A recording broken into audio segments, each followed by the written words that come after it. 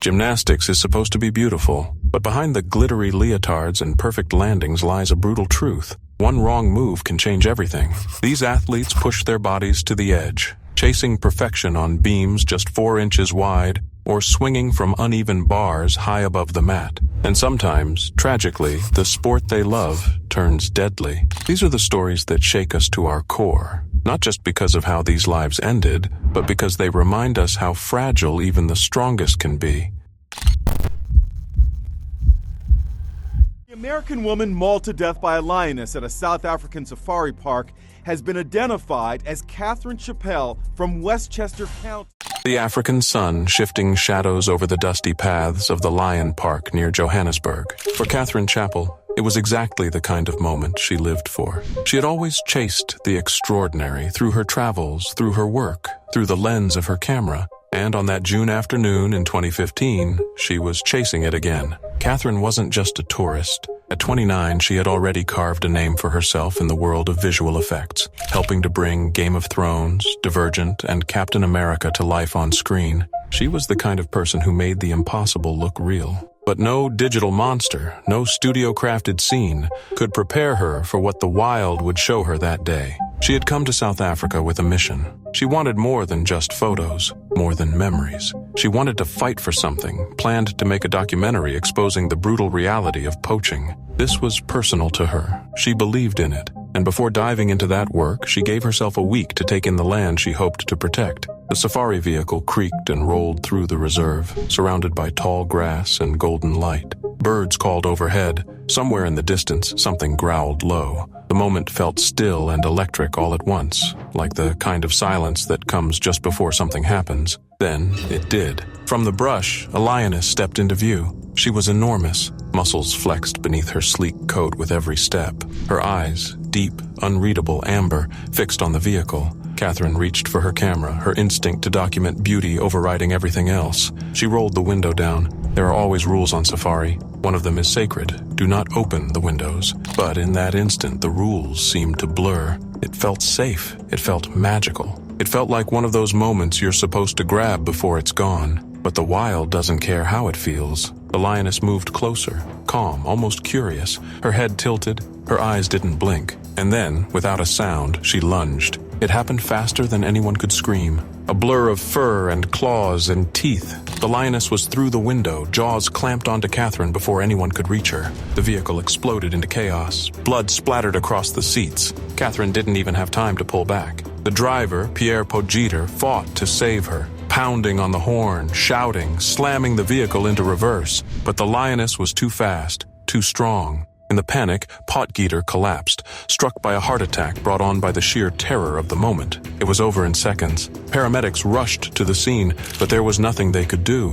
Catherine lay still, her camera shattered on the floor. The woman who had built her life telling stories, crafting fantasy and dreaming big, had become part of something achingly real. The news of her death rippled outward. Her family, her mother Mary, her father John, her siblings Jennifer, Lauren, and Ryan, were shattered. Katie was brilliant, kind, adventurous, they wrote. Her energy and passion could not be contained by mere continents or oceans. She had lived with wide-open arms. She had embraced the world, and the world had taken her. An investigation followed, but the conclusion was painfully clear. The lioness hadn't acted out of malice. She had simply acted like a lion. The wild doesn't ask questions, and it doesn't wait for logic. It responds. And when the boundary between human curiosity and animal instinct is broken, it responds without hesitation.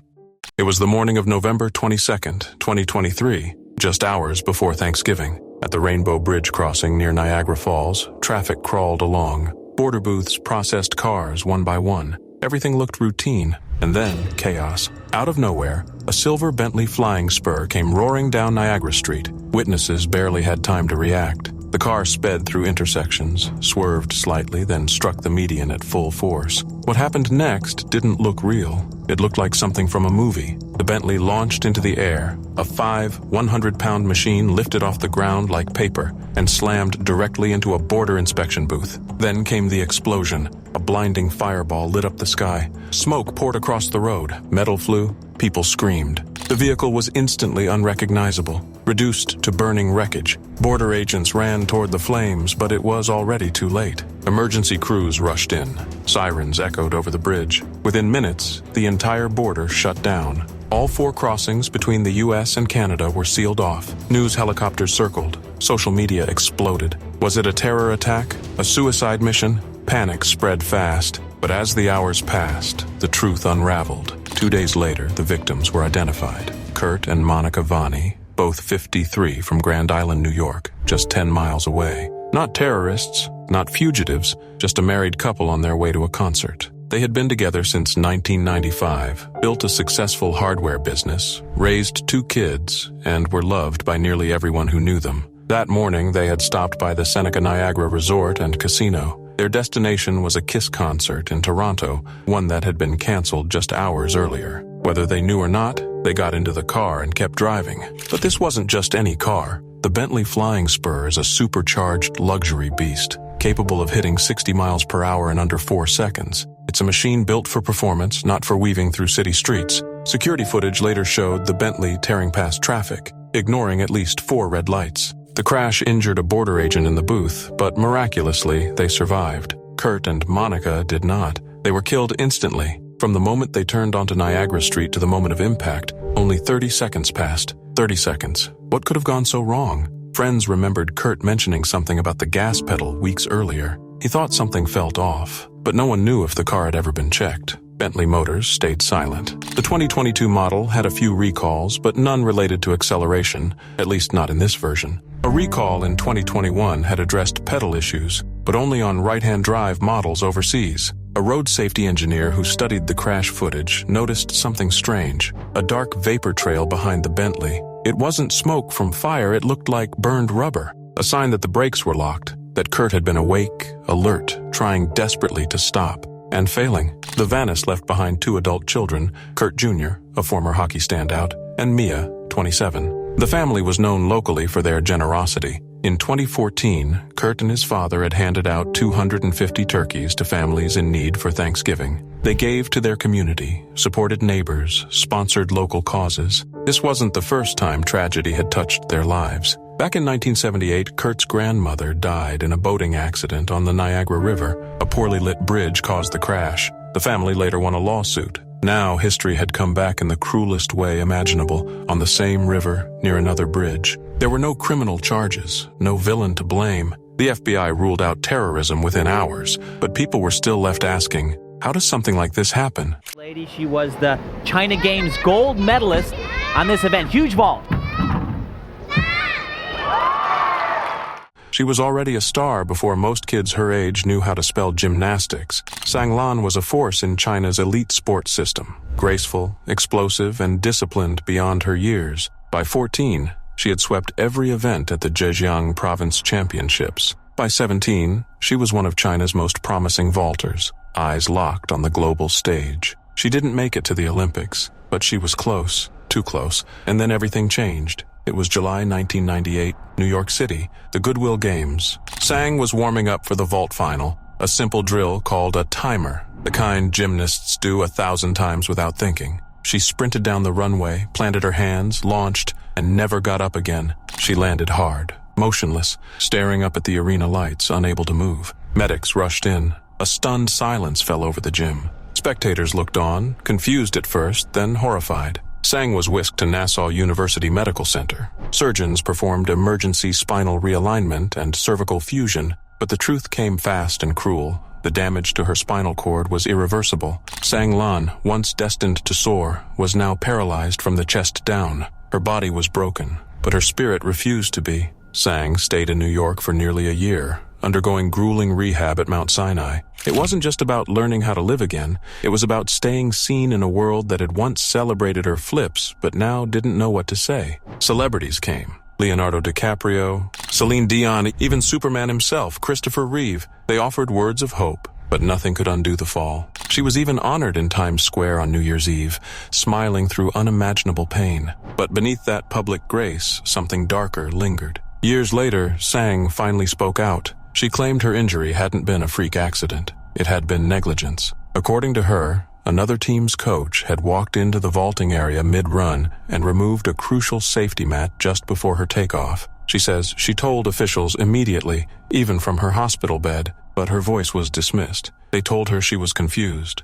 that she had brain damage, that she should be quiet. Sang wasn't quiet. She accused the Chinese national gymnastics team of abandoning her after the accident, of discarding her like a broken doll once she could no longer win medals, and when she was finally old enough to stand up for herself, she began preparing to sue the event's organizers. Not for money, but for truth, because Sang Lan wasn't just another tragic sports story. She became something more powerful. Back in China, she transformed into a symbol, an advocate for disability rights, and a reminder that broken bones don't always mean broken spirits. A television miniseries was made about her. She hosted her own Olympic-themed TV show. She became a torchbearer for the 2008 Beijing Olympics and enrolled at Peking University, determined to live a full, visible life. She even trained for the Paralympics, hoping to represent her country in table tennis. And through it all, she fought against pain, against silence, against invisibility. She regained partial use of her arms. She kept doing therapy. She kept dreaming. Sang Lan never made it to the Olympic podium. But her story, raw, unfinished, painfully real, might be more powerful than any gold medal, because she showed the world that while gymnastics may have taken her ability to walk, it never stole her voice. Dr. Thomas McAfee had spent a lifetime saving others, guiding students, leading hospitals, unlocking the complexities of medicine, a man revered for his intellect and admired for his calm strength. But on one unforgiving day in September 2013, far from the lecture halls and hospital wards where he had made his mark, all of that was stripped away. Out in the raw, pulsing heart of Africa, none of it mattered. The wild had the final word. He had come to Tanzania's Tarangire National Park, seeking stillness before a new beginning. At 58, McAfee stood on the edge of a major transition, about to leave his post as a prominent dean at UC San Diego to take on the role of chief executive at the Keck Medicine of USC Medical Foundation. But before diving into that next chapter, he chose to pause, to breathe, to wander among the wild things. He had been to Africa before, drawn to its rhythms, its mystery, its promise. This was meant to be a final indulgence, a reward for years of dedication. Instead, it would be his end.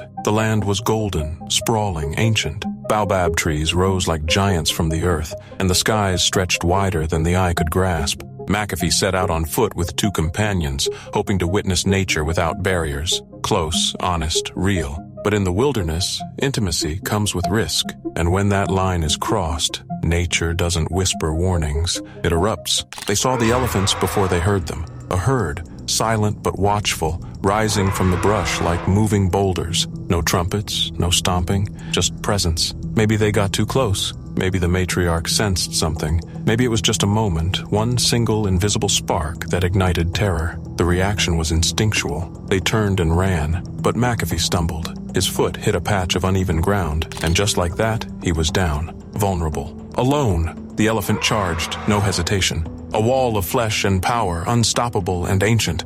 Its steps shattered the silence, pounded the dirt, and then it was on him. The impact was immediate and merciless. The weight of nearly 7 tons crushed down again and again until there was no hope, no breath, no more time, and then silence returned. Help came, but it was already too late. The man who had mastered the complexities of life was gone, claimed by a force he could neither predict nor escape. His body was taken to Arusha Lutheran Medical Center, and preparations began to bring him home. But how do you bring someone back from a moment like that? How do you explain it? His sister, Skylee McAfee, spoke through the heartbreak. He was doing what he wanted to do, and it was true. He had always known the dangers. He respected them, but even that respect couldn't shield him. Because in the wild, there are no credentials, no reputations, no second chances. Back in California, the news sent shockwaves through the halls of UC San Diego. Students, colleagues, and friends struggled to grasp it. This man who had guided so many was simply gone. It's a true tragedy and great loss to all of us,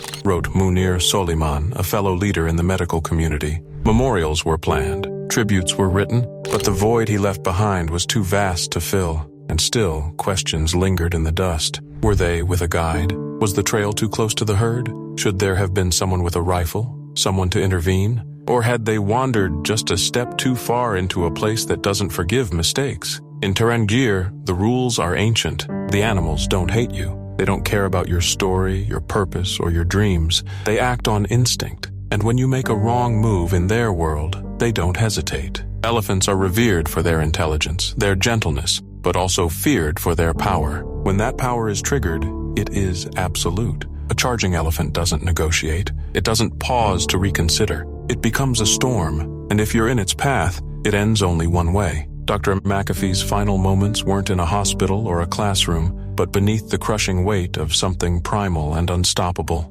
It was Easter Sunday, March 31st, 2024, and northern Italy was bathed in soft midday light. On the A4-A5 highway between Ivrea and Santhia, traffic moved steadily, but a white Ferrari GTC 4 tore through the lanes like a missile. Inside were 40-year-old DJ Nick Kastad, known in Europe's nightlife scene as DJ Style Q, and 21-year-old Ukrainian model Anna Kravska. Just hours earlier, they had left a nightclub in Sion, Switzerland, where Kastad had performed. Witnesses saw him leave with Anna in the early morning. Then, nothing. Anna stopped posting. No calls, no messages. Friends grew anxious. She had said she was going to Italy. Then she vanished. Kastad was a familiar face in clubs across Europe. Though living in Switzerland, his wife and 2 children remained in Kosovo. Anna, originally from Odessa, had rebuilt her life in Switzerland, modeling and documenting her journey on social media. She seemed full of life, but on that highway, everything would end in seconds. At around 1 p.m., near Alice Costello, the Ferrari hit nearly 200 kilometers per h, 124 miles per hour. One wrong move. The car veered. Impact. It slammed into a guardrail with such force the Ferrari split in two. Flames burst from the wreck. A wheel flew off and landed far from the crash. The front of the car, where both were seated, was annihilated. Emergency crews arrived fast, but it was too late. The bodies were unrecognizable. Only a gold watch near the driver's seat survived, Kastad's. The second victim couldn't be visually identified. But Swiss police had just received a missing person report. Anna's friends feared the worst. Among the wreckage was a second watch, small, elegant, seen often in Anna's posts. Her friends knew it was hers. That, paired with club witness accounts and the timeline, confirmed what no one wanted to believe. Investigators found no mechanical failure or other vehicles involved. The cause was clear: speed. Nothing more, nothing less. Photos of the wreck spread online. Charred metal, twisted remains, silence. The road was shut for hours. Cleanup teams worked through scorched debris, every shard a piece of a larger tragedy. There was no conspiracy here, no foul play. Just 2 lives, 1 powerful car, and a moment that couldn't be undone. On a quiet Italian highway, the road ran out and took everything with it. He was only 23, but already a national hero. Anton Malaysia had tasted Olympic glory, winning bronze in Amsterdam just 2 years earlier, and now stood poised to cement his place among the world's best. But in the summer of 1930, on a rainy day in Luxembourg, everything unraveled, quietly, fatally, and without warning. What was meant to be another step in a celebrated career turned into one of the darkest moments in gymnastics history. The World Championships that year, still known then as the International Tournament, had already begun under a cloud of uncertainty. Literally, rain had poured across Luxembourg, forcing organizers to relocate the competition from a proper stadium to a makeshift gym inside a nearby school. The decision was rushed, the setup wasn't ready, and the equipment fatally inadequate. But the show went on. Anton Malay, known affectionately as Tone, stepped onto the rings, an event he had trained for relentlessly, ever since joining the Sokol movement as a teenager. His form was sharp, his rhythm strong, but as he dismounted from the rings, something went wrong. The landing mat beneath him, thin, poorly secured, far below competition standards, did nothing to absorb the impact. He collapsed in agony. No cameras, no medics rushing in with stretchers, just confusion, stunned silence, and then frantic whispers. He was taken to a local hospital in Luxembourg, but it was clear from the beginning this wasn't just a bad fall. It was his spine. The damage was irreversible. He lingered through the night, and on July 15th, 1930, Anton Malaysia died. Even in the face of that unimaginable loss, the competition continued. The Yugoslavian team, stunned and grieving, chose to compete anyway. Their teammate Josip Primožić went on to win the all-around. The team took 3rd place, but the celebration was muted. What do medals mean when one of your own never made it back? It wasn't just bad luck. Fellow gymnast Edvard Antosiewicz, who had stood beside Mala on that 1928 Olympic podium, later spoke out. He blamed the rushed relocation, blamed the poor safety. blamed the negligence. After all, 2 Yugoslav athletes had fallen that day. Leon Stukelj slipped from the high bar and had to withdraw, but Anton never got the chance to recover. An investigation later confirmed the worst. The gym floor had been covered in thin, unsuitable mats. There had been no proper preparation, no margin for error. And in this sport, there is no margin for error. Back home in Ljubljana, the sorrow was overwhelming. His body arrived by train on July 18th. Tabor Hall, the heart of the Slovenian Sokol movement, became a shrine. More than 10,000 people came to say goodbye. Mourners lined the streets. His casket passed through Skofja Loka and onto Bohinjska Bistrica, where he was buried beneath the mountain skies of his childhood. His grave bears a bronze bust sculpted by Lojza Dolinar, a reminder that even legends fall, but some leave behind more than medals. Since 1970, an annual memorial competition has been held in his name. Streets in Ljubljana and Bohinjska Bistrica still carry his legacy. Anton Malej didn't die in war. He didn't die in battle. He died doing what he loved, in a competition that should have protected him. In the early hours of March 18, 2012, at around 4 a.m., a tragic accident occurred near the Baofu Siqiao Bridge in Haidian District, Beijing. A Ferrari supercar was speeding recklessly from west to east when it lost control at the southeastern corner of the bridge. It was March 18, 2012, in Beijing. On the North 4th Ring Road, something was tearing through the darkness. A black Ferrari 458 Spider, roaring far beyond the speed limit. Inside were 3 young passengers. The man behind the wheel, just 23 years old. His name, Ling Gu. But this wasn't just any rich kid out for a joyride. Ling was the only son of Ling Jihua, one of China's most powerful political figures, a man deeply connected to then-President Hu Jintao. The Ferrari lost control near Baofuzi Bridge and slammed into a wall at terrifying speed. The crash was catastrophic. Ling Gu was killed instantly. One of the 2 women with him also died, while the other survived, but just barely. Her injuries were devastating. She would never walk again. First responders who arrived on the scene found the car mangled beyond recognition. At first, no one could even identify who they were. But soon, rumors began to swirl. Whispers turned into online chatter. A photo of the wreckage found its way into the Beijing Evening News, then exploded across Chinese social media. Who was the driver? Why was a $500,000 Ferrari speeding through Beijing in the dead of night with 2 barely clothed women inside? The questions were just starting. Then, just as quickly as the photo appeared, it vanished. Comments disappeared. Entire threads were erased. Searches for Ferrari, Little Ling, or Prince Ling suddenly returned nothing.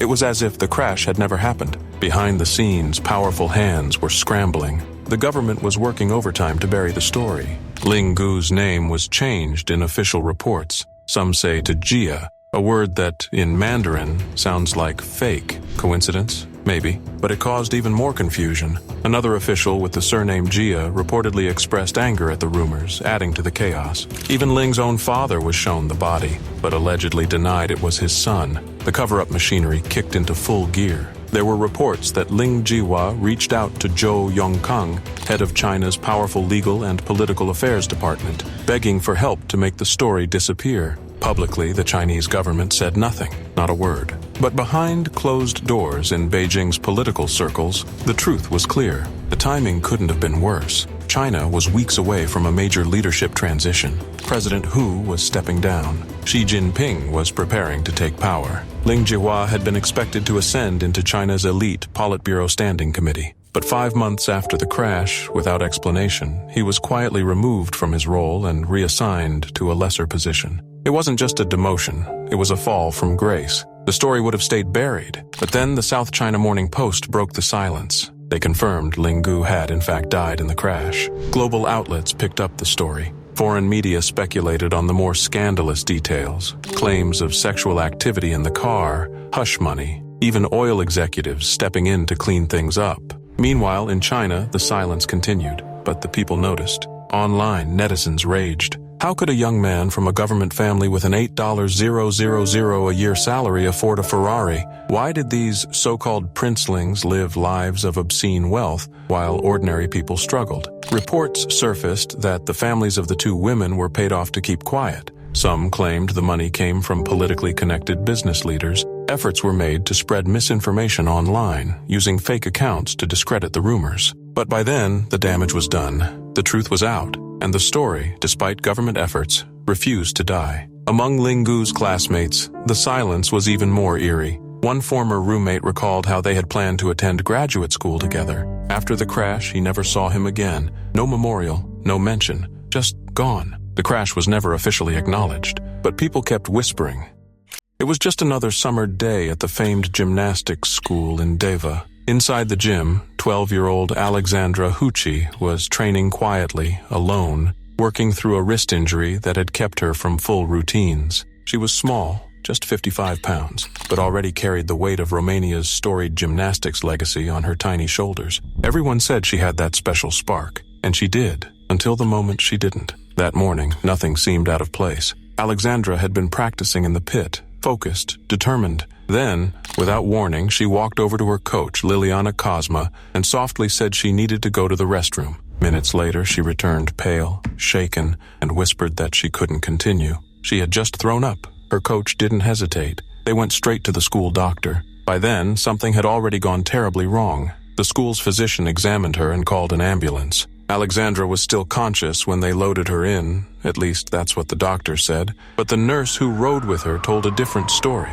She was already in a coma when we arrived, the nurse said later, her voice tight with disbelief. We asked if she had fallen, but were told no. The girl hadn't collapsed from a fall or an impact. Something inside her simply gave out. She was rushed from the pediatric hospital in Deva to the county hospital's ICU. Then, as her condition worsened, she was airlifted 43 minutes to the neurosurgery unit in Timisoara. Her tiny frame, now unconscious and unmoving, was kept alive by tubes and wires, surrounded by flowers and religious icons from strangers who had seen her on the news. Romania was watching. Night after night, her condition was broadcast across the country. Doctors worked urgently, running test after test, but their faces grew graver with each passing hour. A neurosurgeon finally confirmed what no one had suspected. It wasn't trauma. It wasn't from the gym. Alexandra had been living with a hidden congenital defect, a malformation of blood vessels deep in her brain. It had burst. A sudden brain hemorrhage, silent and swift, had robbed her of consciousness.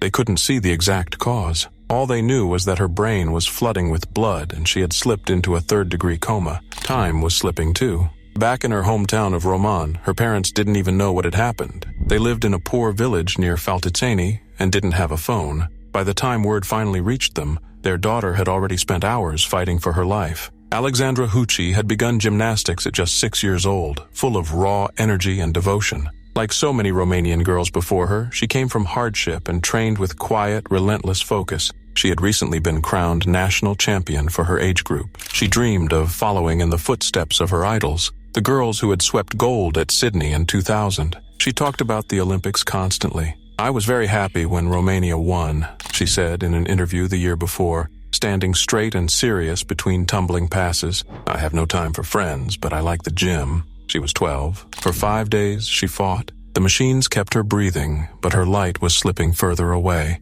And on August 20th, 2001, Alexandra died. She never fell. She never cried out. There was no dramatic crash, just a quiet whisper to her coach, a look in her eyes that said something wasn't right, and then nothing. Her story is still whispered in Romania, a little girl who trained with Olympic dreams and collapsed under the weight of something no one could see. No warning, no chance, just a silent defect that waited patiently for its moment.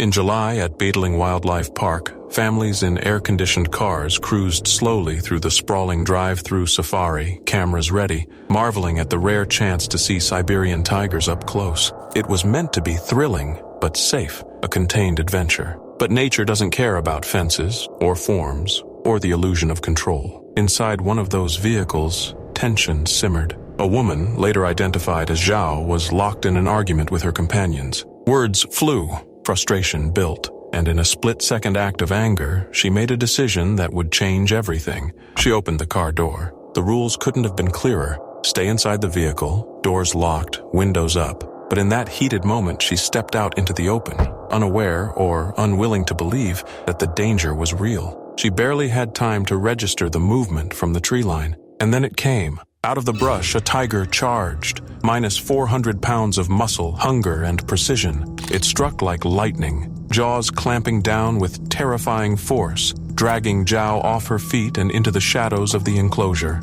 The sound that followed, The screams cut through the summer air like sirens. Panic exploded inside the car. Zhao's mother and a man jumped out, instincts overriding fear. Her mother didn't hesitate. She ran straight toward the beast, toward her daughter, toward death, but she never made it. A second tiger, faster, meaner, more ferocious, barreled into her like a freight train. The impact was brutal. She was mauled within seconds, struck down in front of her family, her sacrifice unfolding in plain sight. She died trying to do what any mother would, save her child from the unimaginable. Surveillance cameras caught it all. The footage, leaked online and circulated across Chinese social media, showed the chaos in grim detail. The speed, the power, the helplessness of it all. Viewers watched as the tigers vanished into the undergrowth, dragging their victims with them, leaving behind only blood and disbelief. By the time help arrived, there was little left to do. Miraculously, Zhao survived. Though critically injured, her body torn and bloodied,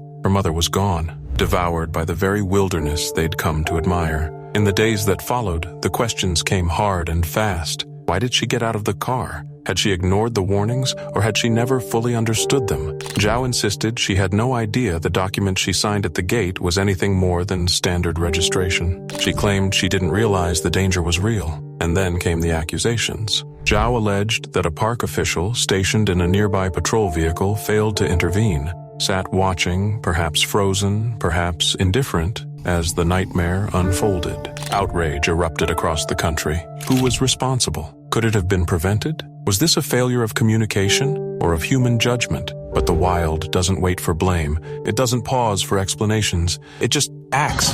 Siberian tigers aren't villains. They're apex predators, designed by evolution to hunt, strike, and kill with perfect efficiency. Once they've targeted something, there's no pause, no second guessing. There's just the kill. Zhao's mother made a choice most wouldn't have the courage to make. She ran into the jaws of death without thinking, because that's what love looks like in its rawest, most terrifying form. A mother facing down monsters for her child. And in the end, that one moment of stepping outside, just 1 foot onto the earth where tigers roam, was all it took to turn a family outing into one of the most haunting tragedies ever witnessed in a zoo setting. The tiger enclosure at Battling remains open. Visitors still pass through with wide eyes and ready cameras, marveling at the beauty beyond the glass. But now, every wheel that rolls past those trees carries a shadow, a sense of tension, a whisper of what happened that day. Trevin Joslin's mother Hannah arriving at the hearing with a hug for the teacher at the centre of the tragedy. Shirley Naseby, who was running the gym class, said Trevin was enthusiastic and very confident, one of the better gymnasts in the group.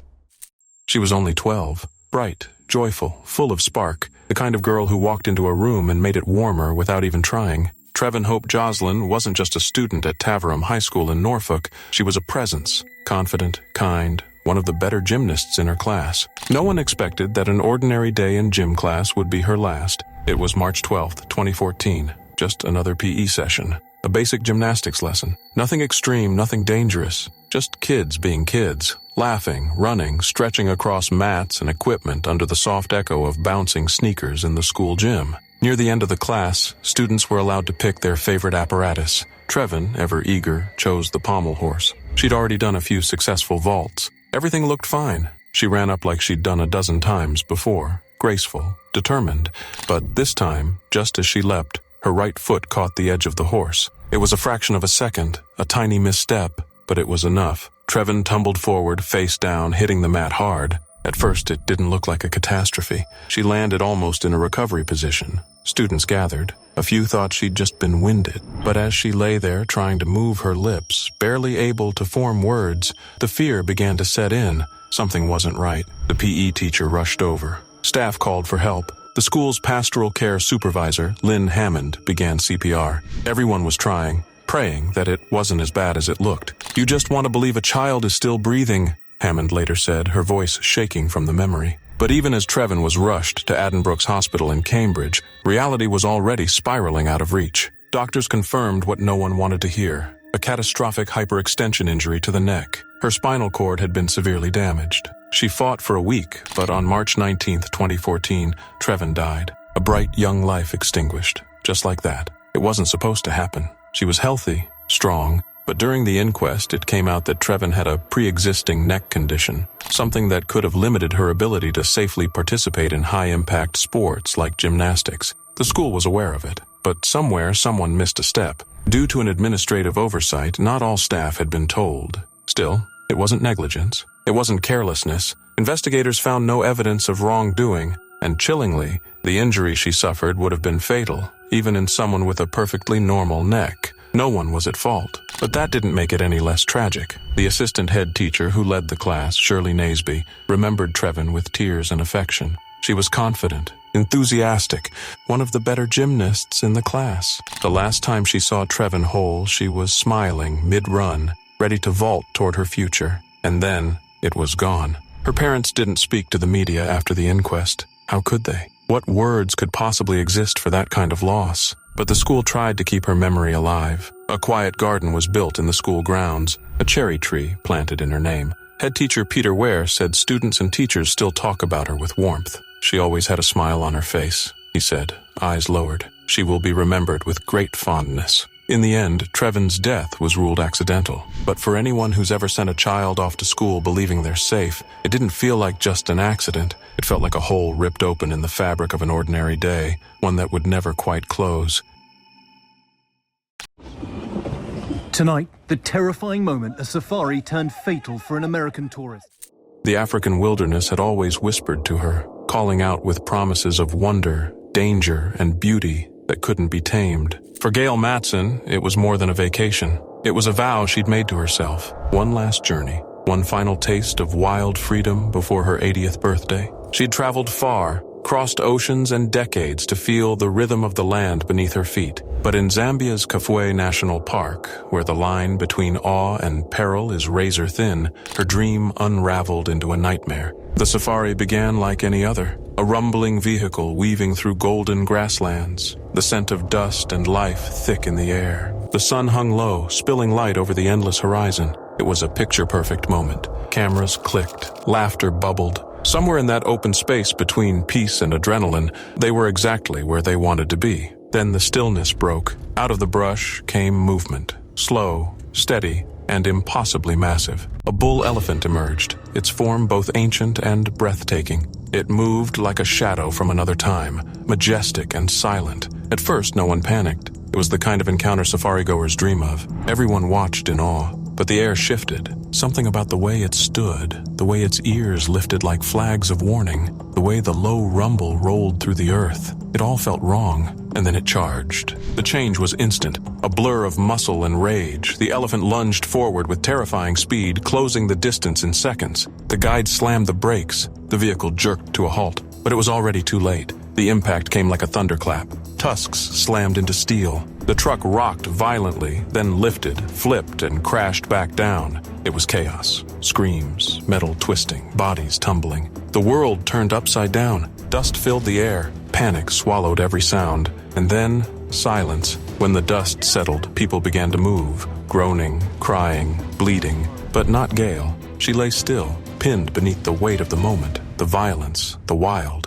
Her dream of one last adventure had ended suddenly and savagely in the very place she'd longed to be. The others were pulled from the wreckage. A call for help rang out. Guides rushed to stabilize the injured. But for Gail, there was nothing left to save. Her life, full of curiosity and courage, had been taken in a flash. Later, her daughter, Rona Wells, would confirm the loss that seemed too surreal to believe. Her mother had died doing what she loved, chasing wonder. But that doesn't soften the sharp edge of tragedy, especially not when the footage surfaced, grainy, violent, unforgettable, showing the elephant's brutal charge, the helplessness of those inside, the unforgiving truth of nature's wrath. Wilderness, the safari company, claimed their guides were among the best, highly trained, deeply experienced, but all the training in the world couldn't stop what happened that day. The escape route was blocked. The terrain offered no mercy. And nature had made its choice. Wildlife photographer Marlon Dutoit tried to make sense of it. It's extremely rare to see an elephant that irate, he said. Thousands of people go on safaris every day. Most come back with stories, not scars. But the wild does not owe you safety. It does not operate on probability. It does not care about your age, your intentions, or your dreams. Gail's body was eventually flown back to the United States with the help of Zambian officials and the U.S. Embassy. Friends back home mourned a woman who had lived with fearless wonder. She told us this was going to be her last big adventure, said John Longabout, a friend from Arizona. She was about to turn 80. She thought maybe it was time to slow down. He was just 18, and for most people his age, life is still beginning, full of hopes, choices, and bright, ambitious plans. But for Nguyen Minh Triet, a rising star in Vietnamese gymnastics, that future was stolen in a split second. On what should have been just another training day, Triet attempted a backflip. Not his first, not his last. At least that's what everyone assumed. But as he launched himself into the air and rotated through space like he had countless times before, something went horribly wrong. He landed directly on his head. The impact was catastrophic, and his arms and legs immediately stopped responding. Paralyzed from the neck down, Triet was rushed to Hanoi's E Hospital. Doctors performed emergency surgery, then transferred him to Bach Mai Hospital to begin what would become a long and heartbreaking battle for survival. He couldn't move. He couldn't breathe on his own, and yet he wanted to live. "I really appreciate life. I want to keep living," he whispered after his second surgery, words that would haunt those around him. His coach, Major Hao Trung Lin, broke down recalling them. "It made me so emotional. He still had the will to fight, but willpower alone couldn't undo the damage." Despite round-the-clock care, Triet's condition worsened. In April, he was transferred to Thanh Nan Hospital, where he spent his final weeks surrounded by doctors, nurses, and a devastated family who never gave up hope. On May 9th, 2024, Nguyen Minh Triet quietly passed away. The silence that followed was deafening. He had been more than just a gymnast. He had been the heart of his family, the third of 4 siblings, yet the one holding everything together. His father, retired and working odd security jobs. His mother, battling cancer. His older brother, too sick to work. His youngest sister, only 5. Every month, Triet gave up his entire salary from training to help support them. A child should never have to carry that kind of weight, and yet he did it without complaint. His coaches described him as relentless, someone who trained harder than anyone else. Not for fame, but for the dream of one day representing Vietnam on the world stage. He'd started gymnastics at just 7 years old and worked his way into the national youth team by age 12. By the time he was 15, he had already swept national titles in the U12, U13, U14, and U15 categories. In 2022, he even brought home a bronze medal for the Army team at Vietnam's 9th National Sports Festival. And he wasn't done. He had plans. He was determined to age out of the youth ranks and fight for a spot on the senior national team. He was also weeks away from graduating high school. But all of that ended in a foam pit that was supposed to catch him. On November 10th, 2023, at the National Sports Training Center in Hanoi, while attempting 2 backflips, Triet fell into that pit. Only instead of bouncing back, his neck snapped under the weight of a miscalculated landing. It should have been safe. That's what everyone thought. But gymnastics doesn't always forgive. In the months that followed, as his body deteriorated and his family watched helplessly, Vietnam's sports community rallied. Donations were raised. The Vietnam Gymnastics Federation and Department of Sports made sure Triet had the best care possible. But no amount of support could undo what had been done. When Triet passed, his coach admitted that somewhere deep down, they had already prepared for this. "We knew the chances were slim, but it doesn't hurt any less," he said, voice cracking. He always fought harder in competition than he did in practice. That spirit, it never left him. More than 200 people gathered for Triet's funeral, because Triet's story isn't just about sport, it's about sacrifice. An Adelaide man who hit and killed a 15-year-old girl with his Lamborghini has received a suspended jail sentence of 4 months and 27 days. It was just before 10 p.m. on June 22, 2019, in Glengowrie, a quiet suburb in Adelaide, South Australia. The streets were still. A chill lingered in the winter air. 15-year-old Sophia Naismith was walking with her best friend, Jordan Callick, down Morfett Road. They passed storefronts, restaurants glowing softly in the dark. It was a regular evening, a simple walk. Nothing felt out of place. Then, screeching tires, a flash of white, metal against concrete, glass shattering. In an instant, everything changed. A white Lamborghini Huracan had veered off the road. It launched over the curb and struck the girls with devastating force before slamming into the House of Tea and Chinese restaurant. The driver was 37-year-old Alexandra Campbell. He'd only owned the car for 4 months. It was worth $330,000 and had custom plates that read one word: Psycho. That night, he was driving it in sport mode. a setting that disabled key safety systems, including electronic stability control. More power, less control. Sophia never stood a chance. She died at the scene. Jordan, badly injured, was rushed to Flinders Medical Center. From her hospital bed, she posted a photo and a heartbreaking tribute to her best friend. "You will be forever loved and never forgotten." The news tore through Adelaide like wildfire. Sophia wasn't just another name in the headlines. She was kind, driven, vibrant, a student at Brighton Secondary, a volleyball star selected to represent South Australia at Nationals in just a few weeks. Her parents, Pia and Luke, had watched her grow into someone full of promise. And just like that, gone. Thousands came to her memorial. Flowers piled up on Morfitt Road. Her school opened grief support. The whole city felt it. The randomness, the injustice, the unimaginable loss. Then came the trial. Prosecutors argued Campbell knew exactly what he was doing. He had disabled the car's safeguards. He knew how cold the roads were. They believed he'd lost control of the Lamborghini earlier that night. The charge, causing death by dangerous driving. But 3 years later, a judge found him not guilty of that charge. Said the prosecution couldn't prove, beyond a reasonable doubt, that he had accelerated dangerously. Instead, he was convicted of a lesser offense, aggravated driving without due care. The sentence? No prison time. Just a suspended term, 4 months and 27 days. A bit of community service, a good behavior bond. His license was suspended, but much of that time had already passed while he awaited trial. Outside court, Sophia's parents stood in disbelief. Her mother called the sentence sickening. Her father vowed to turn their grief into action. If the system couldn't deliver justice for their daughter, then maybe they could change the system itself. And they did. Over the next few years, Sophia's name sparked a movement. Sophia's Law was introduced in South Australia. New penalties, up to $5,000, for disabling safety features in high-powered vehicles. A new offense was created, causing death or harm through careless driving, now punishable by up to 7 years in prison. Police were given more authority to immediately suspend licenses, and soon, ultra-high-powered cars would require a special license to operate. Sophia's legacy reached beyond legislation.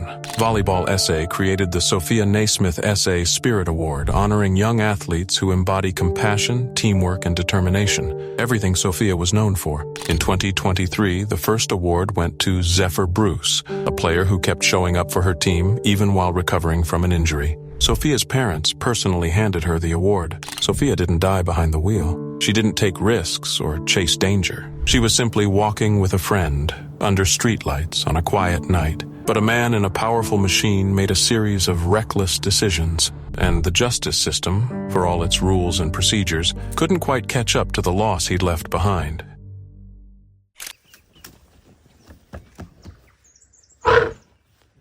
It was a clear December afternoon in 2018, deep in the heart of South Africa's Madikwe Game Reserve, the kind of place where the wild still rules, where silence hums with tension, and where every tree and shadow might be hiding something ancient and untamed. At Leopard Rock Lodge, guests were sipping drinks and taking in the sun-drenched plains, unaware that something massive, something violent, was heading straight toward them. It came without warning. A bull elephant, 6 tons of muscle and fury, had broken through a fence, its mind lost to the blinding storm of must. A brutal, testosterone-fueled state that transforms even the most majestic elephant into a ticking time bomb. Rangers knew the risks. Locals knew the signs. But no one expected it to breach the boundary and charge straight into human territory. Mark Lautenbach did. He saw it coming. Mark wasn't just another guide. He was a legend, a wildlife photographer, a master tracker, and one of South Africa's most respected rangers. If anyone could stop an escalating crisis, it was him. Guests remember the way he stepped forward, calm but focused, locking eyes with the creature as it thundered closer. He wasn't running. He wasn't screaming. He was trying to stop the unthinkable. But there are moments in the wild when even the best are helpless. The elephant didn't hesitate. It charged like a freight train, the earth shaking with each step, dust exploding around its feet. In the blink of an eye, it was on Mark. One strike, then another, then another. The sound was sickening, the crack of bones beneath thousands of pounds of fury. Screams echoed through the lodge as people watched, frozen in disbelief. There was no time to intervene, no way to pull him out. The attack was over in seconds. Mark lay crushed and lifeless, his body a broken echo of the man who had once roamed these lands with reverence and skill. And the elephant, still raging, still dangerous. Rangers, their faces drained of emotion, made the impossible call, to put the animal down before it could kill again. Locals whispered about that day for months. One expert, still shaken, said softly, "Mark was the kind of man who could read the bush like a book." But that elephant wasn't listening. It had made its decision. The wild doesn't care how much you know. It doesn't bow to experience or courage or years of service. And in that moment, on that blood-stained patch of earth, it reminded everyone watching just how thin the line really is between awe and terror. It was May 10th, 2025, in the rugged mountains of northern Spain. Along the twisting N621 highway in Leon, a convoy of Ferraris wound its way through the breathtaking landscape. Among them, a sleek black Ferrari 488 GTB, its engine humming with nearly 700 horsepower, piloted by a British couple. He was 78, she was 58. Both part of a 20-car rally for luxury car enthusiasts who had come all the way from the UK. This wasn't just a casual weekend drive. It was an elite tour, an adrenaline-fueled escape through scenic but dangerous roads. The N621 is infamous. Beautiful, yes, but unforgiving. Sharp turns, sudden drops, narrow lanes hugging cliffsides. One wrong move here and there's little margin for correction. But in that Ferrari, worth over $400,000 and capable of speeds over 200 miles per hour, the thrill could easily overpower caution. The couple had arrived in Leon the day before. Spirits were high. The group was looking forward to a picture-perfect drive through the mountains, engines echoing across valleys. But just after 1:45 p.m., something went horribly wrong. Witnesses remember the black Ferrari moving fast, too fast. It approached a curve, then veered, skidding toward the edge. In a flash, it was gone. The car plunged off the road and disappeared into the ravine below. Moments later, a call came in. A vehicle had gone off the cliff and landed in the Uso River. When emergency responders arrived, they were met with a grim and difficult scene. The Ferrari lay upside down in the shallow water, half submerged, its roof caved in, its once pristine body now twisted and crushed. Debris from the impact was scattered across the rocks and water. Inside the wreckage, 2 people were trapped, lifeless, pinned by the wreck. Reaching them wasn't easy. The riverbank was wild, thick with underbrush and steep inclines. Firefighters had to hack their way through just to get close. Hours passed as they worked to stabilize the car, remove the doors, and retrieve the victims. It took more than 6 grueling hours to recover the bodies and extract the shattered vehicle from the water. The silence of the river, the green stillness of the valley, made the wreck feel even more haunting. The names of the couple were never released, but officials confirmed they were British citizens. The car bore a UK license plate. They were part of the rally. Alone in that moment, no other vehicles were involved. The cause? Still unclear. Some believe the Ferrari simply lost control around the curve. Others suspect the driver may have suffered a medical emergency. Local experts said it wouldn't take much. A split-second lapse, a twitch of the wheel, and a car like that, with that much power, would be impossible to rein in. Photos from the scene tell the story the survivors can't. The black Ferrari, half submerged, glass shattered, metal torn, resting in a river that now holds the echoes of that crash. The road above, silent again. The thrill of the rally gone in an instant. For the emergency workers, it wasn't just another call. Some described the rescue as one of the hardest they'd ever experienced. To spend hours waist-deep in water trying to save 2 people who couldn't be saved, it leaves something behind. The UK's Foreign, Commonwealth and Development Office confirmed the deaths. They reached out to the families. News of the crash spread fast, from local bulletins in Spain to international headlines. Online, people shared their shock, their sympathy, their disbelief. And for those who knew the couple personally, the grief was sharp, sudden, and difficult to make sense of. This wasn't the first tragedy involving tourists in Spain, but this one felt different. A scenic rally, a dream car, and a road that demanded respect, all colliding in the worst possible way. The Ferrari was lifted from the river that same evening, battered and broken. Investigators continued combing the area, trying to piece together what had gone wrong.